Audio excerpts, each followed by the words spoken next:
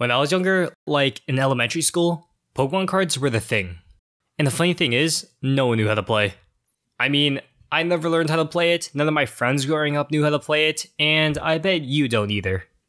Everyone had Pokemon cards, but no one actually knew how to play the real game. Back then, whichever card had the highest HP won, meaning that my super tanky Wailord just swept everyone. I play Charizard and Blastoise in attack mode.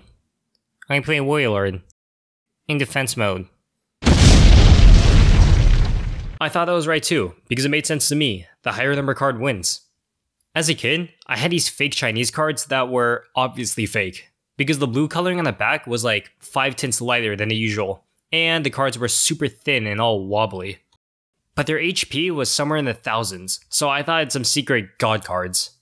I showed my friends, and they were all amazed, and no one questioned the legitimacy of it, and so neither did I. One time, I took my Chinese cards and some of my rare EX cards to church. Because at church, we would win Pokemon cards for answering Bible questions or something. I don't remember how the cards were distributed. Usually, they would just ask random questions about the Bible. Who would like to share their favorite Bible verse? Yeah, go ahead, Timmy.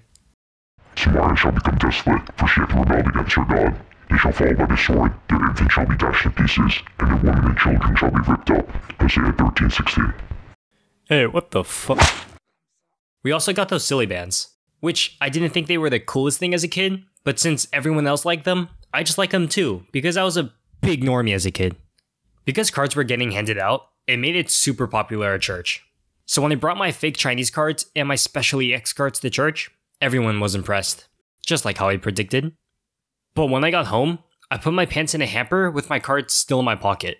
And by the time I realized that I left them in my pocket the next day, my mom had already washed my clothes, and all of my cards were destroyed. I was devastated, but I eventually got over it, like 7 years after, because I realized I could just go and buy more. And so, I did.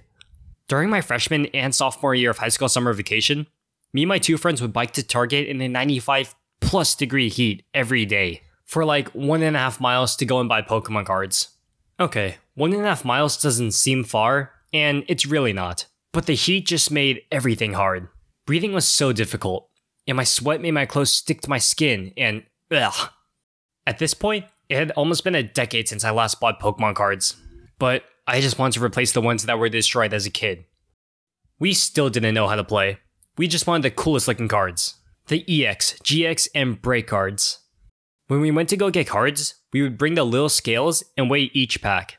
We would put one in each hand and be like, this one feels heavier by like 0.2 ounces, I think.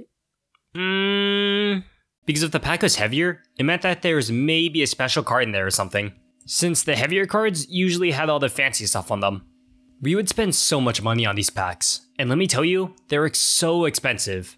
It's like $5 to $6 per pack for a few pieces of paper with some art on it. Don't get me wrong, I actually really like some of the art on the cards. And I'm not just talking about the cool and shiny EX and GXs, just like the regular cards you get in each pack that are only worth a few cents. Some of them have the coolest art and are often just outshined by the fuller cards because they aren't as rare. Either way, the cards are still overpriced. I ended up spending a lot of my money, and my friend blew over $500 on Pokemon cards that one summer. Which was like all the money we had at the time, because at our age, we didn't have jobs, so all of our money came from birthdays and Christmases. But it was all worth it, because every time we would pull a sick card, our dopamine levels would spike. It would be so hype. For like the next 5 minutes, and then proceed to open more packs to get even more cards. We were Pokemon card addicts. But I can hear you telling me in the comments that I could just buy all the cool cards I want individually online for like a fraction of the price and not spend so much of my money. But it's just not the same. Buying the cards instead of the packs is like playing Pokemon games with cheats in Bulbapedia.